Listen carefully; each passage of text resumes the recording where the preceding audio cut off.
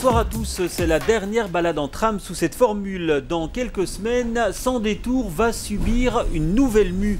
On se retrouvera le samedi, une fois tous les 15 jours.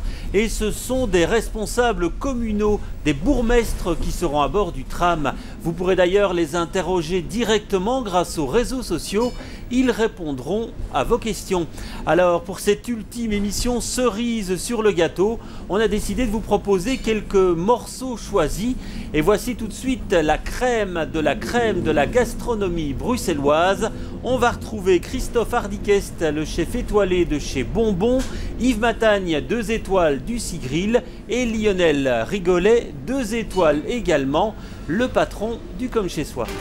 J'ai pas le temps de me prendre la grosse tête d'abord, et puis je pense que je veux rester l'homme que je suis au quotidien et être aimé par mes amis, ma famille, aimer les gens qui m'ont suivi depuis le début et rester humble et simple. Ouais. Alors ce qui est étonnant, puisqu'on vous a vu ce premier jour, c'est qu'on sentait la tension, on sentait la pression, beaucoup de calme chez vous, mais on sentait bien que vous donniez des ordres et qu'il fallait, que ça file. Et puis ce qui m'a très fort étonné, c'est le vouvoiement en fait. Vous voyez votre personnel, sauf quelques-uns en fait. Oui, c'est vrai que je pense que dans une relation professionnelle, on sait que vous êtes un gars sympa, que vous aimez vos hommes. Il y a des sentiments. Une équipe de cuisine, c'est un peu comme une famille. Et je crois qu'il y a à la fois, il faut montrer qu'on les apprécie et qu'ils font partie de la famille. Et d'un autre côté, il faut leur montrer que vous restez chef à bord et que vous devez donner des instructions et que quand vous n'êtes pas d'accord, vous devez quand même leur faire sentir aussi. Parce qu'il y a une rigueur à avoir et on a un respect entre nous. Qui doit toujours être là, le respect du chef vers ses ouvriers et des ouvriers vers le chef, c'est très important. Parce que là, vous avez choisi le principe de la cuisine ouverte. On ne peut pas crier en fait sur un ouvrier ou sur un cuisinier dans ces cas-là. Non, et puis je crois que crier aujourd'hui, ça ne sert plus à rien. Je crois qu'il est plus important de faire un brainstorming après un service ou une bonne explication vaut mieux que de grands cris. Ouais. Voilà. Mais ça, on a l'impression que c'est un grand changement en cuisine. C'est qu'on on se souvient de ces images de chefs omnipotents qui faisaient la pluie et le beau temps dans leur cuisine. On a l'impression qu'aujourd'hui, la jeune génération est moins comme ça. Oui, la jeune génération n'est plus du tout comme ça, effectivement, parce que je crois qu'elle prend conscience qu'il y a un respect qui est important aujourd'hui dans les cuisines, parce que c'est un métier qui est en plein changement d'une part et qui a connu vraiment des excès dans le passé. Des excès, à l'époque, on tapait parfois sur les commis, on leur donnait des coups de pied au derrière, comme on dit, et c'était vraiment fait dans des règles un peu de sauvagerie. On veut plus ça. Je crois qu'il y a vraiment un rapport aujourd'hui entre les hommes qui est plus important. Ouais. Quoi. Et pourtant, sur votre site internet, vous vous décrivez comme sanguin. C'est pas moi qui ai mis ça d'abord. Ouais, mais il est dessus. C'est vrai que je suis un peu sanguin, c'est-à-dire que je suis réactif. Je dirais plutôt que c'est réactif, c'est-à-dire que quand quelque chose ne me plaît pas, on le sait tout de suite. Mais je le fais d'une manière... j'amorce et puis je désamorce après. Voilà. Toutes nos recettes sont écrites, sont grammées, pesées, photographiées. On ne peut pas tout retenir. Bon, les bases, la cuisine, on les connaît, mais aujourd'hui, la technologie en cuisine a tellement évolué que je trouve que c'est plus facile qu'à l'époque, quand nous avons appris notre métier il y a plus de 30 ans. Et pourquoi c'est plus facile? Parce qu'aujourd'hui on a la technologie, on a vraiment des outils de travail qui nous permettent de faire vraiment, comme on disait pas un peu là tantôt, la perfection dans les cuissons. Aujourd'hui on a des appareils de cuisson, avant c'était les fours à gaz, où on se brûlait 3 quarts de temps, où la température n'était jamais la même, on devait toujours vérifier la cuisson. Maintenant non, on appuie sur un bouton, on met le timing qu'il faut, la température, et la cuisson ne peut plus être ratée normalement. Donc toute cette technologie est arrivée et c'est vrai qu'on a un métier moins dur qu'avant. Avant c'était vraiment encore autre chose. Ouais. Et pourtant vous le dites en préparant cette émission, vous m'avez dit j'ai du mal à fidéliser mon personnel et pourtant vous êtes patron d'un 2 étoiles quoi je dirais. Donc, oui mais les jeunes viennent souvent pour 1 an, au maximum 2 ans et puis ils vont dans une autre maison où ils peuvent apprendre beaucoup de choses aussi. Et c'est vrai que quand ils viennent 1 an chez nous, ils n'ont pas tout appris parce que bon, comme je vous ai dit tantôt, on a un associé, on a un rôtisseur, etc. Et ils n'ont jamais fait le tour de toute la cuisine. Mais c'est vrai que je pousse toujours les jeunes à voyager, même à l'étranger. Mais c'est vrai qu'on a de moins en moins de de jeunes. On trouve de moins en moins de jeunes pour nos restaurants, pour nos cuisines. Donc c'est vrai qu'il y a une petite bataille entre les chefs pour ça. Et ça, tout le monde vous le dira. Mais bon, on essaye d'amener quelque chose de positif, une ambiance d'une cuisine qui est un peu différente comme avant. Avant, c'était vraiment comme à l'armée. Maintenant, ça a beaucoup changé. Un chef d'être beaucoup plus psychologue. On doit comprendre les jeunes, leurs problèmes, etc. Donc, aujourd'hui, on a une approche avec les jeunes différente d'il y a 30 ans. Alors, question piège. Vous avez des enfants. S'il y en a un qui vous dit « Papa, demain, j'ai envie de me lancer dans la haute gastronomie », vous lui dites quoi? Oui, mais pas chez moi. Non, c'est toujours mieux si on a un fils qui est intéressé par le métier et qu'on réalise, je crois qu'il faut envoyer chez les confrères, etc. Chez soi, dans la maison qu'on dirige, c'est toujours délicat. Donc vous essayez pas de les dégoûter? Ah non, pas du tout. C'est un super métier. Franchement. Ouais. Moi, j'adore mon métier. Non, mais il faut être passionné, je vous le dis. Il y a de la rigueur avec ceci. Et c'est vrai que... oui, c'est une passion. Et je sais pas, c'est venu comme ça. Donc, Alors, deuxième question piège. Vos amis, ils osent encore se mettre au fourneau quand ils vous invitent ou ils osent plus? Alors, au début, ils ont essayé. Et maintenant? Au début, ils ont essayé. Je suis pas critique, hein. Non, je suis pas critique. Hein. Et maintenant, souvent, c'est des fondus, raclettes, très facile. Donc, chaque fois que je suis invité chez des gens, je mange toujours la même chose. Donc, vous n'êtes pas critique, mais ils osent plus quand même, quoi. Ils osent plus quand même, non. Mais je dis toujours, écoutez, faites ce que vous savez faire et n'essayez pas de faire quelque chose pour m'épater. Donc, faites ce que vous savez faire. C'est plus facile pour moi et j'apprécie plus ça. Les clients ont redécouvert le Comme Chez Soi justement à la sortie de cette émission qui a eu lieu sur la RTBF comme un chef où les gens se sont dit « Ah, le Comme Chez Soi existe toujours ». Et donc ça, c'est la médiatisation qui a permis de redécouvrir votre resto, quoi. Oui, parce que c'est vrai que pendant tout un temps, j'étais assez timide et donc j'osais pas me montrer. J'étais un peu, j'étais le beau-fils de M. Wijnands et donc je suis resté en arrière-plan pendant tout un temps. Donc ça a mis du temps au moment où mon beau-père nous a laissé la main au restaurant de se faire connaître et que je prenne mon assurance aussi dans ma cuisine. Oui, alors c'est vrai qu'aujourd'hui on vous a vu dans cette émission qui visiblement vous a pas mal servi. On vous voit aussi dans des campagnes gastronomiques pour des grandes surfaces. Est-ce que vous n'avez pas peur que ça écorne un petit peu finalement votre image, ça, au fil du temps? Mais ça, je pense que écorner mon image, non, parce que je reste quand même fort présent dans mon établissement. Je m'absente que très très rarement parce que j'adore d'abord, pour moi le restaurant c'est un peu ma deuxième vie après ma famille, donc on le fait avec plaisir avec mon épouse et je suis toujours inquiet, je suis toujours à la recherche de la perfection. Je vois très vite les erreurs aussi, donc j'essaye sans arrêt de m'améliorer. Oui, et vous n'avez pas peur qu'avec ces plats finalement, comme dans la trame expérience, qui sont, vous faites les recettes et puis après c'est fait par des traiteurs, que certains se disent tiens, est-ce qu'on n'est pas un peu trompé sur la marchandise? Mais justement, c'est vrai que là, le tram expérience est une expérience qu'on a voulu faire pour la région bruxelloise. Et c'est la seule chose dans laquelle je donne mes recettes où je ne suis pas présent. Donc il est vrai que je fais des tests avec Denis Roberti qui est le traiteur qui réalise. Je vais lui montrer les plats, on les goûte ensemble et puis lui doit les réaliser pour les 34 personnes chaque soir ou parfois 2 fois sur la soirée. Ouais. Et donc si vous goûtiez le plat de ce soir, puisque c'est votre recette pour l'instant qui est dans le tram, vous pourriez être déçu, vous pensez? Mais ce ne sera pas l'équivalent qu'au restaurant, ça j'en suis convaincu, puisque Denis reproduit une recette mais n'a pas travaillé avec moi pendant de longues années comme mes seconds le font, comme Marcel qui est avec moi depuis 27 ans, donc c'est le seul en cuisine qui est encore là du temps de mon beau-père. Et Daniel est 17 ans à côté de moi aussi, donc je pense que c'est très important d'avoir une constance dans sa cuisine et d'avoir des personnes qui soient fidèles dans votre établissement. Alors vous vous en doutez, on a reçu des dizaines et des dizaines d'invités dans ce tram venus de tous les horizons. Pour preuve, vous allez vous en rendre compte dans la séquence qui suit. Voici l'entraîneur Jacques Bourlet, le cinéaste Joachim Lafosse et le philosophe et prof à l'UCL, Philippe Van Parijs. J'ai fait de l'athlétisme à très haut niveau et j'ai peut-être terminé frustré. Parce que l'athlétisme, je le compare beaucoup à Shakespeare, c'est-à-dire à Roméo et Juliette. Et là, c'est la recherche totale de l'absolu. L'athlétisme, c'est la recherche de l'extrême, de ce centième, de ce millième qui fait la différence avec l'adversaire. Et c'est une recherche terriblement passionnante. Et ça m'a donné beaucoup de force, beaucoup d'envie. Le sport m'a beaucoup aidé dans la vie.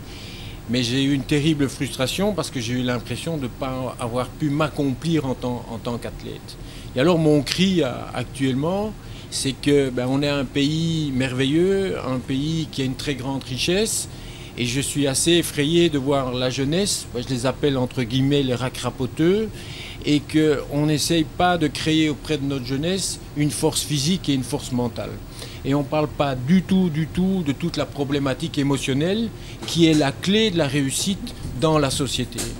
Et donc je voudrais que les choses changent, que ma ville, mon pays se rendent compte qu'on est face à un drame très important d'écologie du sport, et il faut se ressaisir, et il ne faut pas attendre que la sécurité sociale explose de façon inimaginable pour pouvoir dire tiens, on aurait mieux fait de faire du mouvement, du sport, plus à l'école et créer plus d'harmonie. On sent chez vous, et très jeune, et très tôt, une envie farouche de faire du cinéma et de filmer coûte que coûte, en fait, filmer à tout prix. Vous l'avez dit à plusieurs reprises dans les interviews. Oui, mais j'ai l'habitude de dire qu'un peintre, il est peintre quand il peint, quand il fait des tableaux. Pour moi, un cinéaste, il est cinéaste quand il tourne. Voilà. Il se fait que moi, j'ai en moi une passion de raconter des histoires. Ouais. Et puis voilà, le cinéma, c'est ma passion. Et donc c'est vrai que vous avez tourné avec 3 francs 6 sous pendant longtemps. Oui. Vous avez l'impression d'avoir dû sacrifier quoi au cinéma dans votre vie? Non, mais c'est pas des sacrifices, puisque c'est ma passion. C'est-à-dire, il y a des choses plus dures que de vivre de sa passion. On renonce à d'autres choses pour pouvoir assumer sa passion. On n'obtient jamais rien sans renoncer à rien, quoi. On ne peut pas tout avoir. C'est vrai que pendant 10 ans, mes 2 premiers films, je les ai faits sans un sou, et que personne n'était payé. Voilà, mais c'était. Est-ce qu'un avocat, quand il commence sa carrière, il gagne très bien sa vie? Non. Ouais. C'est assez logique, il faut convaincre. Et si on attend, quand on est cinéaste, de tout de suite vivre de son métier, je veux dire, il faut changer de métier. Ouais. Alors maintenant, j'ai dit revanche. Je vais employer ce mot-là à dessein, puisque votre film est à Cannes. C'est la 2e fois que vous avez un film à Cannes. Quand on est à l'IAD, j'imagine qu'on caresse ce rêve-là. On se dit, Cannes, c'est le Panthéon. Vous le vivez comme ça aujourd'hui? Non, mais vraiment, je vous raconte pas d'histoire quand je vous dis ça. On réussit pas. Un film, c'est éprouvant. C'est pas éprouvant, mais ça demande un investissement. On ne travaille pas pendant 4 ans pour monter des marches. On tient le coup et on ne lâche pas un film pendant 4 ans parce qu'on est absolument absorbé, passionné, bouleversé par ce qu'on a envie de raconter. Oui, mais vous vous dites quand même aujourd'hui, bingo, j'y suis, quoi. Mais non, mais ce qui me plaît, c'est que c'est un endroit, ce qui est magnifique avec le Festival de Cannes, c'est que tout d'un coup, c'est un endroit où le monde entier voit votre film. C'est ça qui compte. C'est-à-dire, à Cannes, vous montrez votre film à des gens, des spectateurs de tous les pays. Qu'il y a des distributeurs qui, tout d'un coup, viennent vous voir et vous disent « Ah, ben nous, on a envie de montrer votre film en Colombie, au Japon, aux États-Unis. » Et c'est ça l'intérêt de Cannes. Et puis, c'est la reconnaissance. C'est le lieu où on aime le cinéma, Cannes. C'est le lieu où les gens connaissent le cinéma. À la fin de ce siècle et du siècle prochain, la Belgique existera toujours, mais il y aura eu d'ici là une centaine de réformes de l'État. Une centaine de réformes. On ne sera plus là pour les mais compter. Qu'est-ce qu'il en restera en fait de cette Belgique, selon vous? Le monde aura changé, la composition de la population aura profondément changé, mais donc ce qui se passera dans 100 ans, c'est pas à nous à le déterminer maintenant. Ce qu'il y a, c'est qu'il y a des défis à relever maintenant, et que pour les relever, il ne faut pas faire preuve d'immobilisme, il faut écouter les arguments et constamment essayer de proposer des choses qui contribuent à résoudre les problèmes. Mais que ce chantier institutionnel soit toujours ouvert, ça ne vous fait pas peur? Je crois que c'est une évolution normale de tous les systèmes fédéraux et je dirais de toutes les sociétés qui sont des sociétés souples qui parviennent à s'ajuster aux modifications. Il y a des choses qu'il vaut mieux ne pas changer, il y a déjà beaucoup de sagesse dans nos institutions, c'est pour ça que nos relations communautaires aujourd'hui sont beaucoup plus pacifiques qu'elles l'étaient dans les années 60 grâce à un certain nombre de modifications qui ont été faites au cours des réformes de l'État successives. Oui, mais il y a un parti qui a beaucoup de suffrages en Flandre qui prédit la fin de l'État, c'est la NVA, et elle ne cesse de grimper dans les sondages. Vous en avez peur, vous, Philippe Van Parijs? Pas du tout. Mon collègue de la KU Leuven, Bart Maddens, qui est proche des milieux nationalistes flamands, a eu à différents endroits fait cette analogie qui me semble tout à fait pertinente. Il a dit, regardez le Parti socialiste. Bon, Au moment de la charte de Carignan, au moment où il a défini ses objectifs, qu'est-ce qu'il y avait comme objectif central? La nationalisation des moyens de production. Faire de la Belgique une société socialiste, c'est-à-dire où l'État soit propriétaire des principaux moyens de production. Est-ce qu'on a ça aujourd'hui? Non. Est-ce que c'est encore même revendiqué aujourd'hui? Non. Mais il y a toute une série de choses qu'on a obtenues, qui ont été obtenues par le mouvement socialiste et d'autres mouvements qui se sont coalisés avec lui, comme le suffrage universel, comme la sécurité sociale que l'on a, et qui ne seraient pas là s'il n'y avait pas eu ces revendications beaucoup plus radicales. Et donc Bart Madden dit, pour le programme de la NVA, c'est la même chose. Vous avez des ambitions très radicales qui font effectivement bouger les choses dans une certaine direction. Et il y aura un certain nombre de réformes qui ont été faites, qui sont en voie d'être faites maintenant, qui le sont encore, qui ne seraient pas faites s'il n'y avait pas ces revendications radicales. Mais on n'arrivera jamais à la séparation de la Belgique. Donc dans ce domaine-là, vous pensez que cette histoire-là va se répéter en fait? Ça se répétera. Il y aura des... Donc pour moi, en tout cas pendant ce siècle, la Belgique ne se dissoudra pas, mais beaucoup de gens évoqueront, sans y croire eux-mêmes vraiment, des plans B, des bye-bye Belgium, etc. Ouais. Alors on va voir la citation et je vais vous demander de la commenter. On va la découvrir tout de suite. Elle est signée de Pierre Perret. J'ai trouvé ça assez amusant de vous faire réagir à ça. Un intellectuel est un type qui est rassuré quand il n'est pas compris. Alors c'est pas du tout votre cas, hein, puisqu'on voit vraiment une volonté de simplification dans votre chef. Mais est-ce qu'il y a ce réflexe-là en fait Il se peut qu'il y en a, mais c'est vraiment le genre de choses contre lequel j'ai lutté pendant toute ma vie professionnelle. Pour moi, j'aime bien cette phrase de Nietzsche qui dit que les poètes, et on peut dire la même chose de beaucoup d'intellectuels, troublent leurs eaux pour qu'elles paraissent profondes. Un de mes combats centraux, y compris dans ma discipline, la philosophie, c'est de dire que notre tâche, ce n'est pas d'éblouir, mais d'éclairer. Ce n'est pas de jeter de la poudre aux yeux, mais c'est d'aider d'autres à comprendre ce qu'on a eu soi-même beaucoup de mal à comprendre. Et nous avons la chance d'avoir, nous, du loisir, plus de temps que d'autres pour essayer de le comprendre. Il s'agit de l'exprimer de la manière la plus claire, intellectuellement honnête possible. Éclectique, c'est le mot qui convient sans doute le mieux à cette balade en tram. À bord, on retrouve maintenant Édouard Delruel, le directeur du Centre pour l'égalité des chances, Jean Cockrols, l'évêque de Bruxelles, et Philippe Geluck. La Belgique se voile la face sur la question de l'immigration depuis des dizaines d'années. D'abord, on a cru au mythe du retour. Ils vont retourner chez eux. Évidemment qu'ils ne sont pas retournés chez eux. Après, on a fait la fiction du stop migratoire. On va arrêter la migration. Évidemment qu'elle ne s'est pas arrêtée, la migration, parce que c'est l'histoire humaine, les migrations. Et puis, on a inventé l'idée de la migration choisie, comme si on pouvait choisir les bons immigrés, comme si les mauvais, entre guillemets, n'allaient pas venir. Mais c'est à nouveau une fiction. Admettons qu'il y a la migration, admettons que ça peut être une chance, si on y met les moyens, et si les règles sont claires, et là, je ne fais pas de langue de bois, claires aussi pour les immigrés, qu'ils sachent quelles sont les règles du jeu, et qu'ils doivent les accepter. Donc, ça va dans les deux sens. Alors, je ne suis pas irénique. Non, mais on travaille beaucoup sur le sujet. Il y a eu ces assises de l'interculturalité en novembre 2010. Il y a eu un rapport qui donnait certaines recommandations en termes sur le foulard, par exemple.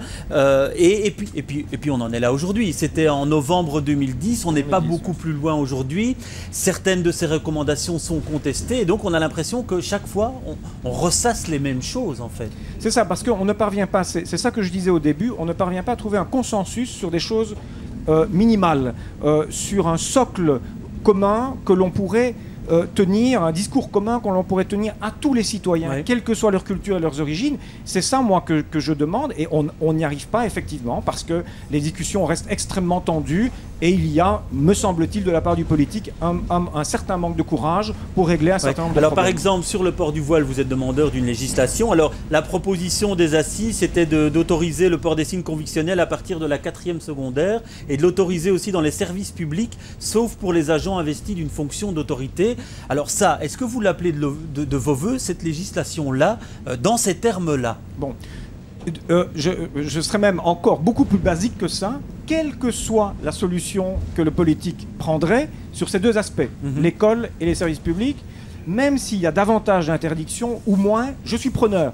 Parce que ce dont nous avons besoin sur cette fameuse question du foulard et des signes convictionnels, c'est de règles du jeu. Si cette affaire empoisonne la société belge depuis maintenant des années, c'est parce que les règles ne sont pas claires. Que ce soit à l'école ou dans les services publics, on ne sait pas. Et donc, quand on ne sait pas, c'est l'arbitraire, c'est les frustrations. Et donc, mais vous n'êtes pas sûr que c'est ça qu'il faudrait mettre en place, quoi. Mais personnellement, je serais un peu plus ferme. C'est-à-dire que pour l'école, moi je comprends par exemple qu'à Bruxelles, on interdise dans tout le secondaire. Quand vous parlez de Bruxelles, vous dites Bruxelles, ville bordélique, ville compliquée, mais ville aimable.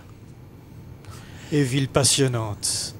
Et ville tellement cosmopolite. C'est ça ce qui en fait son charme, je trouve. Oui, un peu bordélique, bien que ce ne soit pas un langage d'évêque.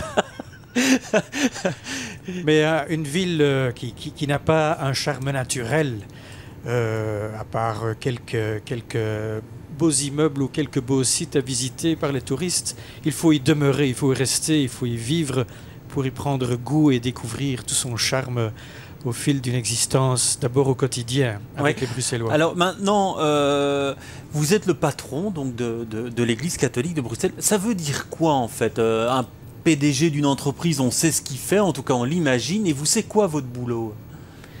Donc je tiens d'abord à signaler que je suis auxiliaire, ça veut dire que j'aide, et le véritable patron c'est Monseigneur Léonard, mais dont le diocèse, dont le territoire est tellement vaste qu'il a besoin de 3 auxiliaires. Il vous a délégué beaucoup de choses, quoi. Donc vous prenez beaucoup de décisions, mais quoi, de quel type? Très concrètement, vous faites quoi? Très concrètement, c'est par exemple...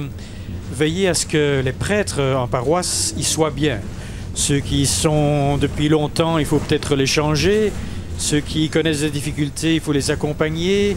Ceux qui ont besoin d'un peu d'imagination, il faut les stimuler. Donc c'est d'abord un contact avec, si vous voulez, entre guillemets, le personnel, les prêtres, les diacres, les laïcs engagés dans la pastorale. Et donc beaucoup de décisions à prendre alors? Beaucoup de décisions et des décisions délicates parce que ce sont...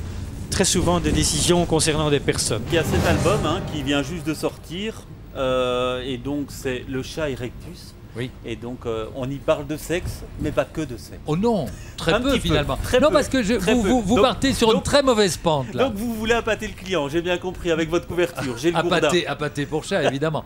Mais non, vous partez sur une très mauvaise pente et sur laquelle vous ne m'entraînerez pas. Le Chat Erectus, c'est juste une référence à l'Homo erectus, qui, il y a 18 000 ans, est notre ancêtre qui s'est mis sur ses 2 pieds, s'est redressé, et s'est mis à penser et est devenu l'Homo sapiens. Oui, alors j'ai quand même une citation du chat. Depuis que je me suis fait imprimer un dessin de guitare sur le manteau, je peux me gratter les couilles en toute discrétion. Mais oui, vous imaginez. Alors donc, il fait semblant de jouer, et puis voilà. Donc il y a quand même un peu de... Il y a un peu de sexe, mais ne me dites pas que dans la... En fait, le chat, il parle de la vie. On va voir dans la vie, il y a du sexe. Alors, on continue à parler, on voit quelques images, quelques planches. Alors là, vous faites de la promo, ça fait 30 ans que vous le dessinez. Vous trouvez encore facilement des idées parce que la production est tellement importante qu'à la fin, vous n'avez pas envie de dire j'en ai marre, en fait, tout simplement. Mais le jour où j'en aurai marre, je vous le dirai. Ou je le dirai, ou je m'arrêterai de faire le chat, promis. Mais ce qui est magique dans cette aventure, et comme vous l'avez dit, ça fait presque 30 ans que ça dure, c'est que je m'amuse comme au début. Je m'amuse comme un gamin. J'ai publié environ 12 000 gags et j'ai l'impression qu'il y en a encore autant à trouver. Que la mine. Et il y en a pas un, tu dis celui-là je l'ai déjà fait, celui-là je l'ai déjà fait, celui-là je l'ai peut-être déjà vu ailleurs, donc je vais pas le faire. Peut-être que ah oui, ça évidemment on a une hantise dans ce métier, c'est de refaire ce qu'un collègue a fait quelques années avant. Mais de me plagier moi-même, ça m'est arrivé une fois en 30 ans, ce qui est peu, mais peut-être que ça va commencer à m'arriver avec l'âge. Si un jour je commence à me répéter, à me dire oh là là, est-ce que celui-là je l'ai déjà fait ou pas? Non, c'est qu'il y aura un problème de mémoire. Mais j'ai une bonne mémoire, je sais à peu près tout ce que j'ai fait. Ouais. Alors c'est vrai que vous êtes un homme orchestre, vous faites plein de choses, vous avez fait du théâtre, vous avez fait de la télé, vous avez fait de la radio, etc. Et quand on voit votre parcours, on a l'impression que tout est simple, que tout s'est présenté à vous, que ça a été facile, que vous n'avez pas eu de difficultés. On se trompe quand on pense ça ou quoi? Mais oui, parce qu'en fait ma vie est une longue souffrance. Je suis né... Sans déconner, Philippe, non, mais 5 secondes. Non mais rien n'est facile. Le tout, c'est que si on fait les choses avec bonheur, avec enthousiasme et avec passion, tout devient facile. Mais d'un autre côté, on peut dire que rien n'est facile parce que c'est vraiment du travail. Je fais des choses avec légèreté, mais je bosse comme un acharné. Je suis tous les matins à 9h à ma table à dessin et je la quitte à 19h. Et ça, tous les jours de ma vie, sauf les week-ends. Et donc, il y a un rituel où vous vous dites, je m'assieds à ma table, je commence à travailler et je dois trouver quelque chose. Bah oui, parce que le journal attend, ou l'appli iPhone attend que je l'approvisionne du dessin inédit que je mets chaque jour en ligne. Mais c'est pas une obligation. Je veux dire, s'il n'y avait pas le journal qui était là à attendre le dessin, je ferais quand même le dessin. Parce que ça me plaît, parce qu'il doit sortir, parce que les idées jaillissent et que je dois les mettre sur papier. Voilà, c'est la fin de cette émission. On se retrouve au début du mois de mars pour un tram nouvelle formule qui vous fera encore mieux découvrir la ville. En route donc pour d'autres aventures et à bientôt.